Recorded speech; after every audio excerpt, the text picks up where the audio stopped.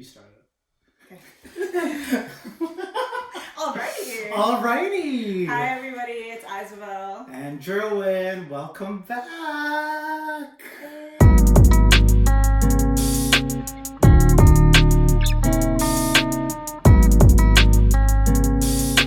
So today we're talking about friendships. And how some of the friendships we had were pieces of shit. So the reason for this video is because of what happened recently. And, it made me and, Yzobel open our eyes to see who our real friends are. Mm-hmm. So in case you haven't noticed, there's a lot of things going on with Black Lives Matter. And, a lot of people are speaking up. But unfortunately, a lot of people are not speaking up. Or even worse, they're speaking up about the wrong thing. Yeah. Right? 100%. So, I'm just really thankful that I have friends or people in my network that I can actually relate to, that says some really positive things about, the whole movement and showing their support. And I hear you have some friends that are fantabulous people. Oh my god. Crazy. So, what's the tea? Yes, the tea. So it's actually insane because when things happen like this, you get to see other people's values or things that you haven't really talked about in normal conversations, right? Right. Which is strange. So it's really interesting how you guys, or like in general relationships, you can get along so well on so many different levels. But when it comes down to fundamental beliefs, it's not necessarily brought up because, like, hey, let's be friends. Let's talk about racism today. Like who says that, When you're forming a friendship, it's not one of the things that you normally think about. It's like, is this person a racist? Unfortunately, some people think, or build a friendship based on, values and beliefs like that. Totally. Like, oh my God, you hate certain people? I hate certain people too.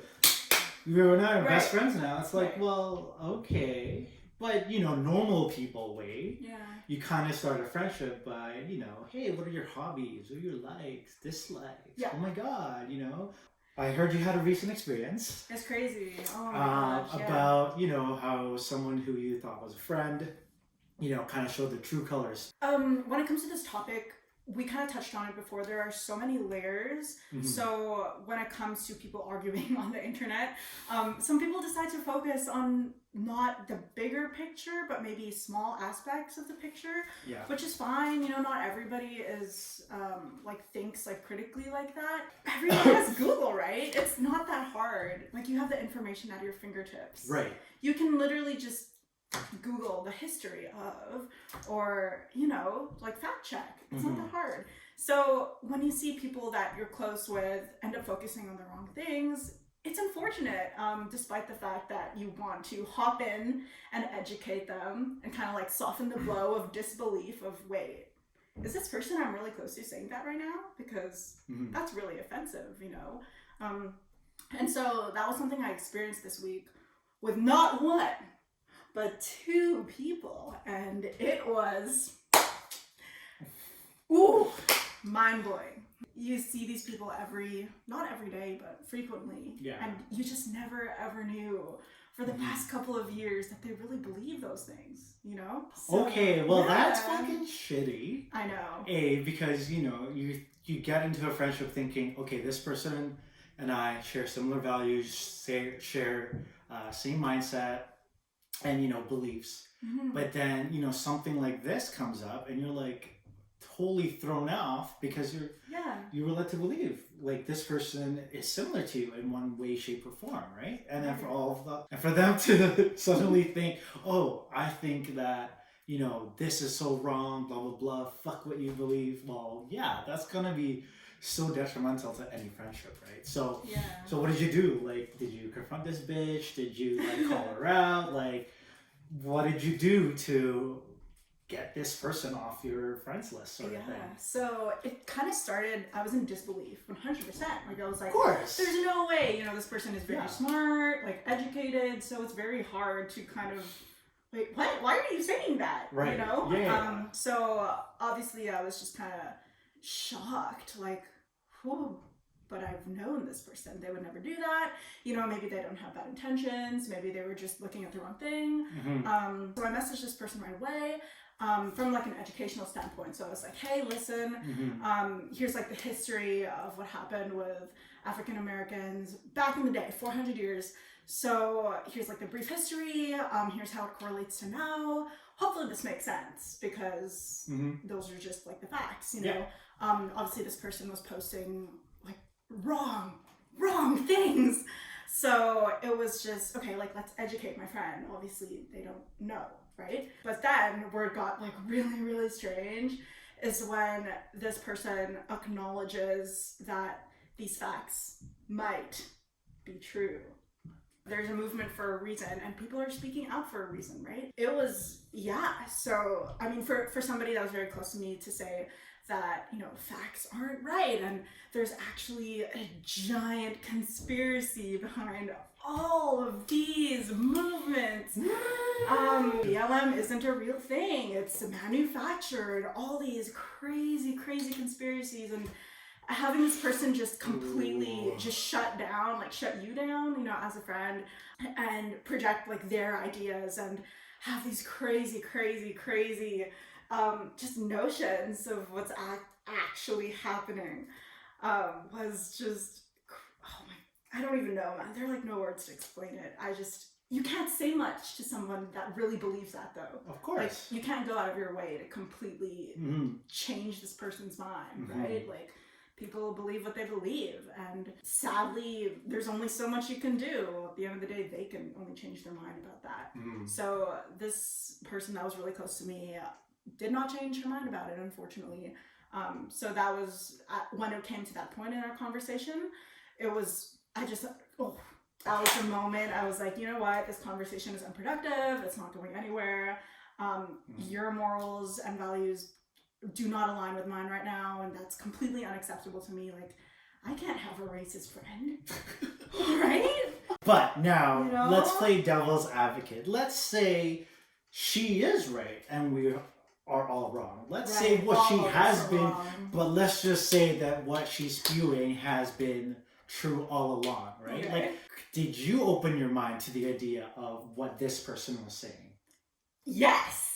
100%, which is crazy. Okay, all right. Hey, no, you know what? And you did your thing. 100%. Like, she sent me videos. I was like, cool, I'll watch them. Yeah. Like, I didn't shut them down, you know? Yeah. Like, so there were some points within the conspiracy video.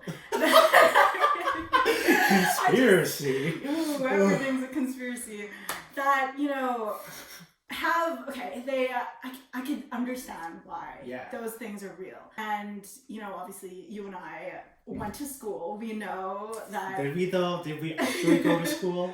Video on that coming soon. You know, when we learn about capitalism, you learn that there's a system of elite and there's a system that keeps people at the bottom exploited, and the people at the top gain the most out of this capitalist system, which we live in. So I was like, okay, you know what? It's possibly true. Like, the people at the top, they can probably stage a lot of things. It doesn't exemplify the fact that people are fucking dying. Like, how can that be a conspiracy? Like, how can you overlook that as somebody that has seen the news, seen the videos? How? Like, how can that be manufactured, right? No, I totally agree. Yeah. I mean, like, it's one thing about believing, you know, certain theories and ideas, conspiracies, whatever have you. But at the end of the day, that conspiracy or thought has that one outcome. In this case, it's, you know, George Floyd dying. How could you create a conspiracy theory about a murder that everyone saw on social media? Like, but when it comes down to, you know, something that just is a fact, for example, someone dying, and you still think someone dying is a lie? Right? Like, that's where I would kind of draw the line. Oh, no. Oh, do you have more stories do you want to share? Clearly this is not the first person that you had to cut your friendship off. Oh my god. Who else did you have to cut off? Like, oh, great question. I think that, like, the craziest friendship story I have, other than this one, happened way back in high school. Oh my god. And there always has to be boys involved for some reason. Just sucks the energy out of me. Just thinking about it. That's not all that they suck. But tell me more about this boy. Yeah, okay. So I had a friend, right, who, like, this is kind of weird to say, but have you ever known somebody that, like, loves you so much that they just want to be you? So in high school, people used to say we looked alike.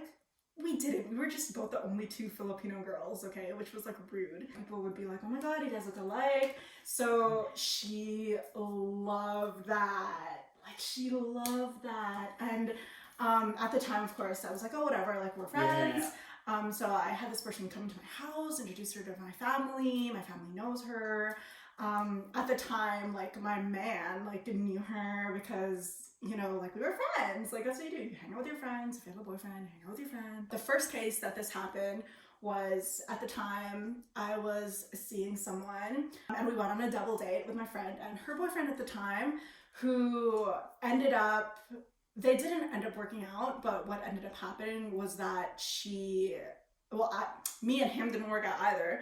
But what ended up happening was, like, she went for, you know, the guy that we went on a double date. So obviously she knows that, like, cause me and that person didn't end up working out, we still stayed friends. Yeah, like, we're still friends. So I definitely knew what was happening at the time. This girl, like, she's, like, messaging me all the time. Like, she's, like, asking me out and, like, all that. And that, like, was really sad because at the time, you know, that guy, like, I really liked him. So as a friend, you tell your friend, hey, you know, I'm sad this didn't work out. So the fact that that person knew that I was sad that it didn't work out and, like, still hit on him anyway, and still, like, wanted to ask him out and all that stuff behind my back. Girl is thirsty. So that was the first case, okay? And then the second case, fast forward a year later, so I actually have a boyfriend now who's a different person. Same thing, we kind of weren't working out. I was telling her, oh my gosh, like, I think I'm gonna break up with him because, you know, things between us aren't working out right now. Mm-hmm. But here's, like, the crazy part. When we were close to breaking up, she actually never ever met him before, but because we all went to the same high school, I introduced them to one another. Basically, this one time we were at my locker. My boyfriend at the time, who I was about to break up with, was at my locker. I was at my locker in high school, and my friend comes up and she's like, oh, hey, so this is your boyfriend. I've never actually met him before. And I was like, hey, like, let me introduce you to, you know, you meet him and him meet, you know, like, whatever, that whole situation. It was cool. That happened one time, so I introduced them. Kind of what I mentioned before, I was like, we were on the brink of breaking up.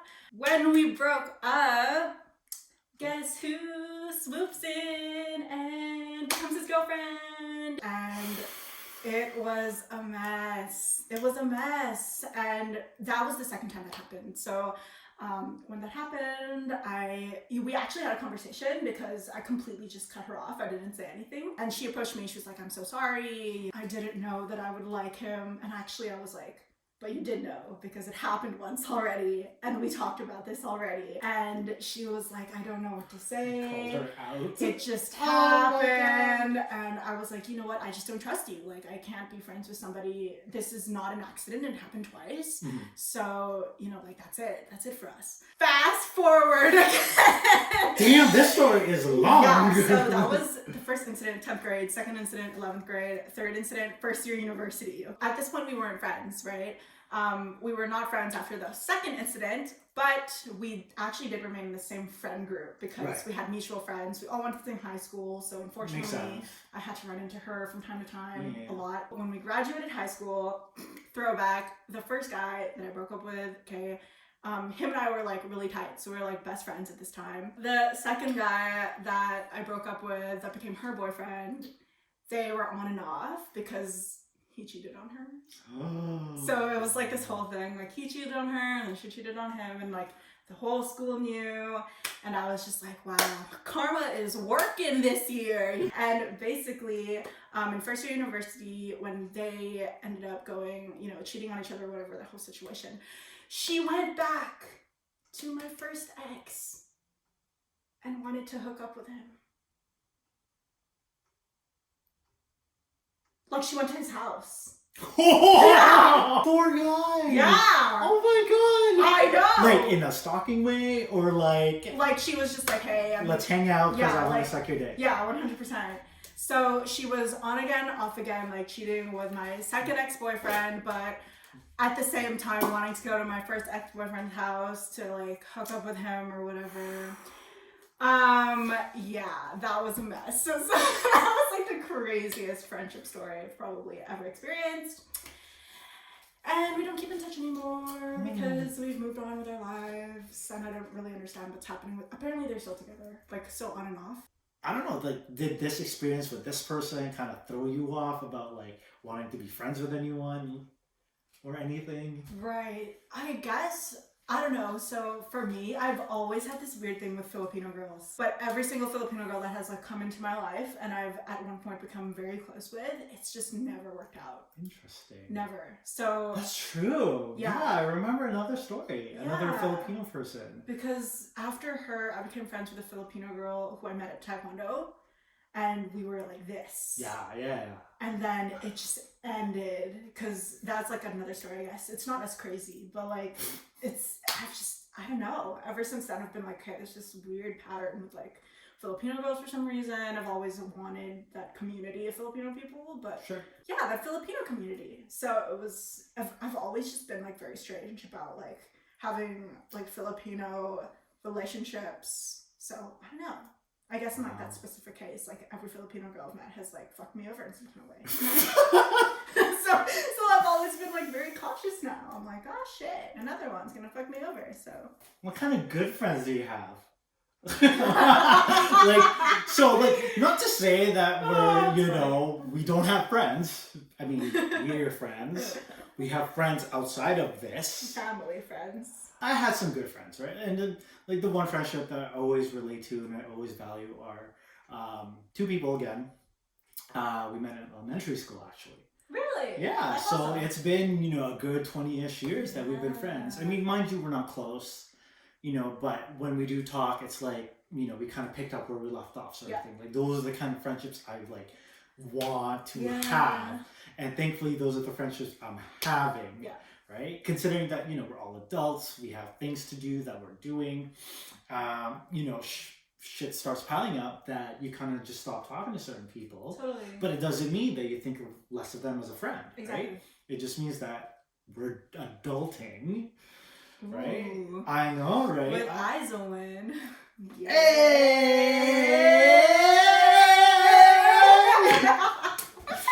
Thank God for, social media and those like texting apps, because we're always talking nonstop, right? Especially now that, there's quarantine and COVID-19 kind of, made us stay inside. Totally. And, it's given us a chance to catch up, right? And, it kind of gets brought up every now and then that, holy crap, we've been friends for like 15 years or 20 years or whatever. And, what I really like about that friendship specifically is like, we could go off not talking for like 6, 7, 8 months, even sometimes a year, and we still find time to read each other happy birthday. Like it's like ingrained in me that I know their birthdays and they know mine, and we all know each other's, right? For sure. And then for a good period of time, for a couple of years, that was all kind of like what our group message said. Oh, happy birthday, happy birthday, happy birthday. That's it. Or Happy New Year or Merry Christmas. Like those generic kind of greetings, but it just shows that, these two people, they're still thinking about me, right? And that's what I appreciate. So that's one kind of friendship that I'm, grateful for. And the other one, a lot shorter time in terms of how long we've known each other, but met her in university. I just thought she was a cool girl. Like, she was pretty, like, straight up savage, blah, blah, blah. And then, during break time for classes, we'd always kind of run into each other somehow, either like in the hallway or in the courtyard at school. And then, that's kind of how our friendship started growing. How her and I bonded was actually smoking. Oh, right? Wow, okay. So out of all things to bond over, it was smoking. Yeah, okay. Right? So I found out, we were having a smoke break one time. I found out that she actually lived in my neighborhood. And at the time, I wasn't driving. So she was like kind enough to give me a ride every now and then. I remember that. Right? And then as time went by, I won't always expect a ride from her, but she'd always offer it. Even though it's like fucking pouring. I'm like, no, it's cool, girl. Like, I got this. Because like, I don't want to be that friend that takes advantage of someone, right? Because like, I've had that on me already, where some people took advantage of me. And then, they kind of just left. So I don't want to be that friend to someone else, especially, someone who I think is like such without knowing them more. But you know, how else we bonded was through car rides. So because she'd always drive me, and we always had, you know, like a smoke every time we were in the car. That's how her and I had, you know, like these deep ass discussions. So it was a very, very, you know, crazy friendship right from the beginning. And you know, I'm happy to say that I'm still friends with her. I'm still good friends with her. But you know, shit happens, life happens. Her and I are always talking, but I looked at her more as like an older sister sometimes. I looked at her as like my best friend. Like she is like the person I will literally ride and die for. That's fucking right? awesome. Like that is that's the type of friendship, right? Yeah. So I know I'm your bomb ass friend, but like what other bomb ass friends do you have? Yeah, so for me, you know how I got hella bullied in elementary school? So basically after that whole period of time I was like, damn, I have no friends. Time to make a new one.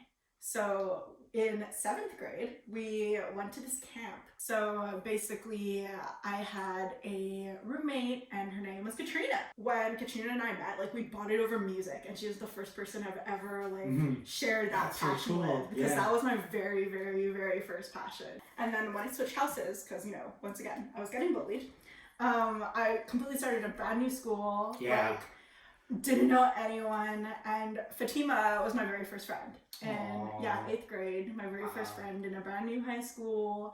And literally we've been pretty inseparable ever since. And she lives like down the road from me, so I like see her all the time. And then my third friend is at Meet. Meeting at Meet was like the most random shit ever.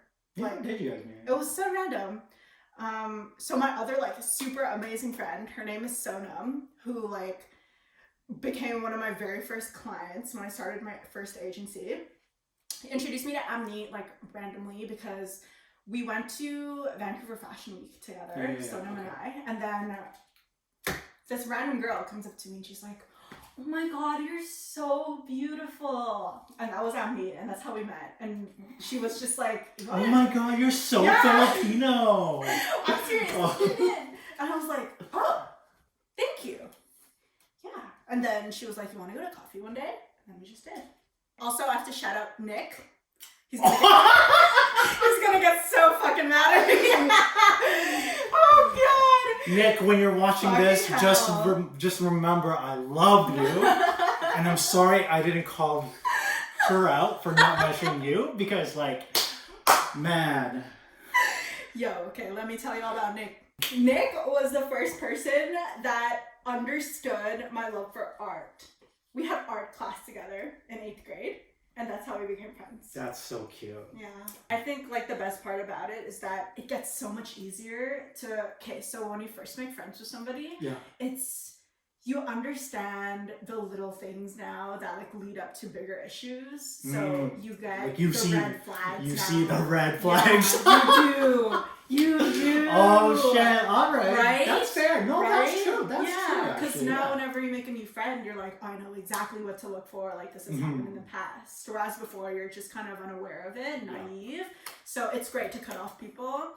And I think another thing that I've learned is that don't be friends with somebody just because you've known them for long periods of time. Like it takes work, you know? Like you can't expect somebody to be your friend if you don't, or keep people around for the same reason just because you've been friends a long time and they don't add value to you anymore. Like don't be afraid to just whoop. Exactly. Yeah, and I think so if you don't want to be our friends, make sure you guys hit the like button, share button, subscribe button, and you know, whatever else you YouTubers do, alright? Peace. That was lame. That was cool. I liked it. Oh my god.